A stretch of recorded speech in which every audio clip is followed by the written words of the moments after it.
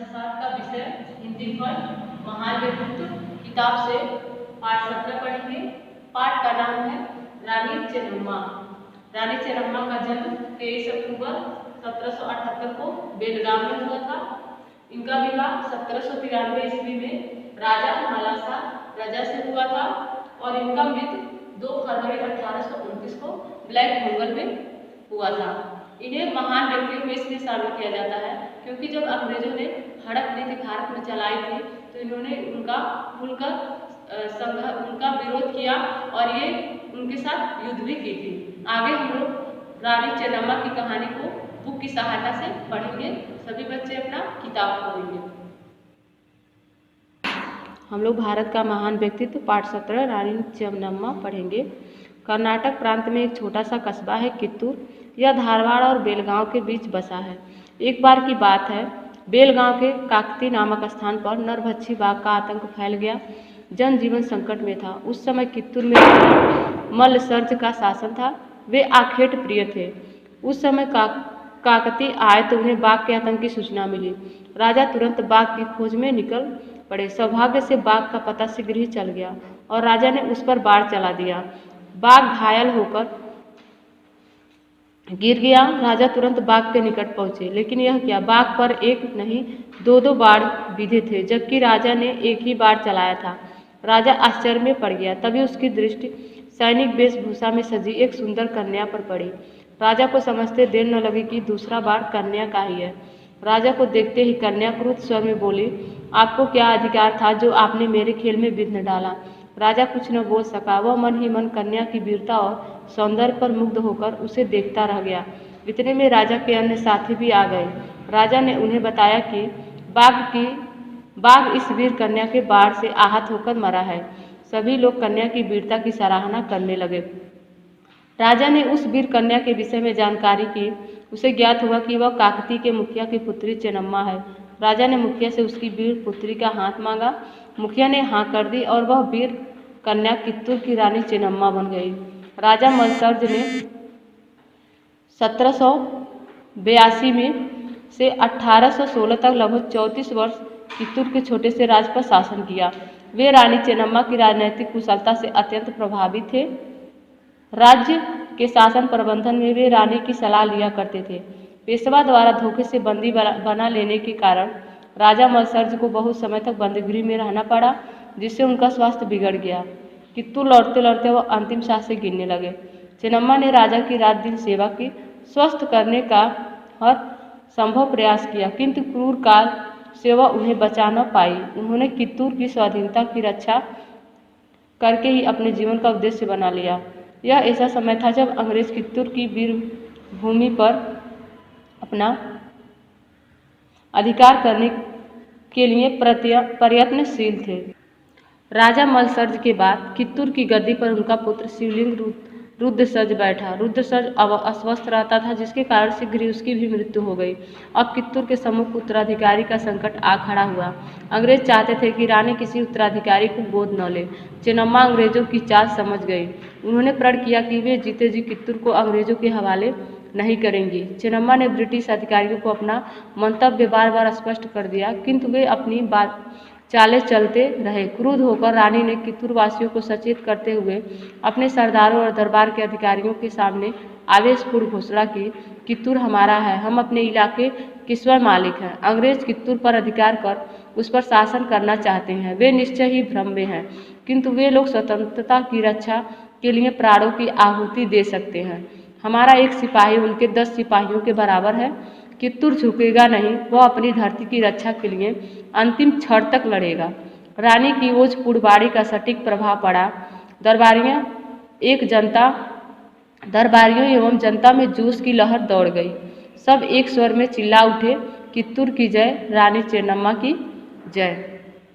अंग्रेजों को कित्तूर की स्वाधीनता खटक रही थी। अंग्रेज कलेक्टर थैकरे ने 23 दिसंबर 1824 को कित्तूर पर घेरा डाल दिया। उसके सिपाही किले में घुसने की कोशिश करने लगे। चेन्नम्मा के सरदार गुरु छिपप्पा ने भी अपने वीर सिपाहियों को आदेश दिया कि उन्हें कुचल डाले, खदेड़ भगाएं। पल भर में कित्तूर के वीरों ने अंग्रेजी सेना को तहस नहस कर दिया। अंग्रेजी सेना के लगभग 40 लोग बंदी बना लिए गए। बंदी बनाए गए लोगों में कुछ अंग्रेज सैनिक, कुछ स्त्रियां तथा बच्चे भी थे। चेन्नम्मा ने सैनिकों को तो बंदी गृह में डाल दिया, किंतु स्त्री तथा बच्चों को वह राजमहल के अतिथि गृह में ले आई। शत्रु पक्ष को सूचना दे दी गई कि उनके बच्चे व स्त्रियां सुरक्षित हैं, जब चाहे उन्हें वापस ले जाएं। रानी के इस उदारतापूर्ण व्यवहार से शत्रु पक्ष बहुत प्रभावित हुए। थैकरे भी इस व्यवहार से प्रभावित हुए बिना न रह सका। वीरता और उदारता का ऐसा अद्भुत संगम बहुत कम देखने को मिलता है। अंग्रेजों के साथ हुए इस अल्पकालिक युद्ध में रानी को जो विजय मिली वह उनकी शक्ति का प्रथम संकेत थी। पराजय के बाद कलेक्टर थैकरे ने कई बार प्रयास किया कि वह रानी से मिलकर उन्हें अंग्रेजों की अधीनता स्वीकार करने को विवश करे, किंतु उसके सभी प्रयास विफल रहे। हारकर कलेक्टर थैकरे ने कित्तूर के दुर्ग की ओर अपनी तोपें लगवा दी। उसने कित्तूर वासियों को चेतावनी दी कि अगले दिन प्रातःकाल तक दुर्ग का द्वार न खोला गया तो दुर्ग को तोपों से उड़ा दिया जाएगा। रानी पर इस चेतावनी का कोई असर न हुआ। वह अपनी तैयारी में जुटी रही। अगले दिन प्रातः एक बार फिर 24 मिनट का समय दुर्ग का द्वार खोलने के लिए दिया। अंग्रेज सैनिकों को पूरी उम्मीद थी कि द्वार खुल जाएगा। ठीक 24 मिनट बाद एक झटके से दुर्ग का द्वार खुला। जो दृश्य था वह अंग्रेजों की कल्पना से परे था। कित्तूर के सिपाही विद्युत गति से अंग्रेजी सेना पर टूट पड़े।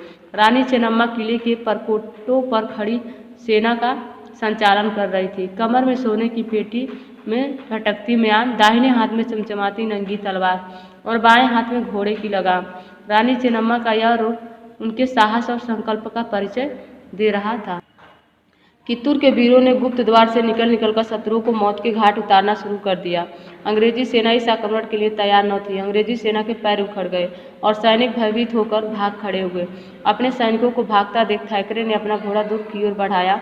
कित्तूर का सैनिक बल पप्पा रानी के पास ही खड़ा था। उसने निशाना साधा और थैकरे को परलोक पहुंचा दिया। अंग्रेज सेना में हाहाकार मच गया। थैकरे के अतिरिक्त अन्य कई बड़े अधिकारी और सैनिक मारे गए।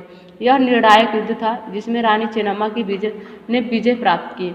कित्तूर के निकट धारवाड़ नामक स्थान पर उस समय बहुत बड़ी संख्या में अंग्रेज सैनिक और अधिकारी विद्यमान थे। उन्हें इस समाचार पर विश्वास ही नहीं हुआ कि कित्तूर के मुट्ठी भर वीरों से अंग्रेज सेना को मुंह की खानी पड़ी। उन्होंने तुरंत अपनी सभी सैनिक अड्डों पर यह समाचार भेज दिया। कई देसी राजाओं और मराठों को भी अंग्रेजों ने अपनी ओर मिलाने की कोशिश की। एक बार पूरा दल बल एकत्र करके अंग्रेजों ने कित्तूर रियासत पर आक्रमण की योजना बनाई। अंग्रेजों ने रानी चेन्नम्मा को अधीनता स्वीकार करने के लिए अनेक प्रलोभन दिए, जिन्हें रानी ने ठुकरा दिया। वीर रानी किसी भी कीमत पर कित्तूर की स्वाधीनता बेचने को तैयार न थी। इन प्रस्तावों पर वह अत्यंत क्रुद्ध हुई। यद्यपि रानी के पास सैन्य बल कम था, फिर भी वह युद्ध के लिए तैयार थी। जब अंग्रेजों की दाल किसी भी प्रकार न गली तो अंततः उन्होंने दिसंबर 1884 को पुनः कित्तूर पर आक्रमण कर दिया। वीर रानी अपने सैनिकों को उत्साहित करती रही। लगभग 5 दिन तक युद्ध चला। कित्तूर दुर्ग के बाहर का मैदान वीरों की लाशों से पट गया। 5 दिसंबर 1824 को प्रातः कित्तूर के ध्वस्त किले के परकोटों पर अंग्रेजों का झंडा यूनियन जैक फहराने लगा। एक स्वर्णिम अध्याय का अंत हो गया। वीर रानी चेन्नम्मा बंदी बना ली गई। उन्हें लगभग 5 वर्ष तक बेलहोंगल के किले में बंदी बनाकर रखा गया। 2 फरवरी 1829 को रानी की मृत्यु हो गई। उनकी वीरता, साहस, पराक्रम तथा देशभक्ति कित्तूर वासियों के लिए प्रेरणा स्रोत सिद्ध हुई। कित्तूर दुर्ग के खंडहरों को देखकर आज भी उनकी गौरव गाथा सहसा की याद हो आती है। बेलहोंगल में बना रानी चेन्नम्मा स्मारक तथा धारवाड़ में बना कित्तूर चेन्नम्मा पार्क रानी की वीरता, त्याग व उत्सर्ग की याद दिलाते हैं। देश प्रेम और उत्सर्ग का यह ऐसा उदाहरण है जिसे कभी भी भुलाया नहीं जा सकता है। इस तरह से ये पाठ समाप्त हुआ। सभी बच्चे इस पाठ को अच्छी तरह से पढ़ेंगे, इसका प्रश्नोत्तर कॉपी में लिखेंगे और याद करेंगे। धन्यवाद बच्चों।